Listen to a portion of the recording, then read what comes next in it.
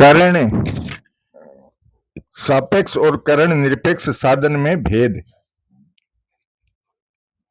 करण सापेक्ष मतलब मन बुद्धि को साथ में लेकर के भक्ति करना, और करण निरपेक्ष सिर्फ विवेक को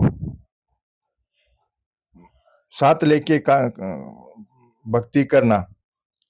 इसमें एक निर्माण होता है और एक ढूंढना होता है, अन्वेषण होता है। निर्माण उस वस्तु का होता है जो पहले न हो तथा कृतिसाध्य हो, और अन्वेषण उस वस्तु का होता है जो पहले से ही स्वतः सिद्ध हो।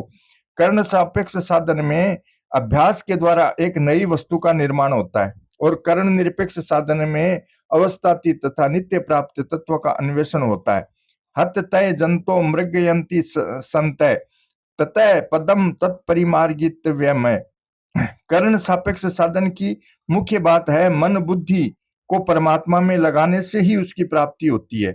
कर्ण निरपेक्ष साधन की मुख्य बात है नित्य प्राप्त परमात्मा की प्राप्ति कर्ण के द्वारा नहीं होती। कर्ण मतलब मन बुद्धि इंद्रियां होती है, प्रत्युत कर्ण के त्याग से स्वतः होती है।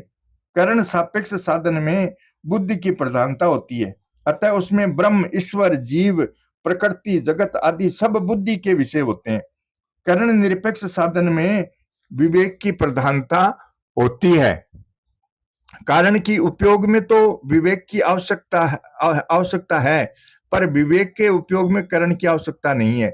कर्ण सापेक्ष साधन में बुद्धि से संबंध विच्छेद होने पर, संबंध अलग होने पर ज्ञान बोध होता है, और कर्ण निरपेक्ष साधन में विवेक ही बोध में परिणित हो जाता है, क्योंकि विवेक नित्य है और कर्ण अनित्य है। मन बुद्धि ये अनित्य है। ज्ञानमयी वृत्ति के जगत को ब्रह्ममय देखना, यानी वृत्तियों को लेकर चेतन को देखना कर्ण सापेक्ष साधन है, और विवेक के द्वारा वृत्तियों की उपेक्षा करके स्वतः सिद्ध स्वरूप में स्थित होना कर्ण निरपेक्ष साधन है।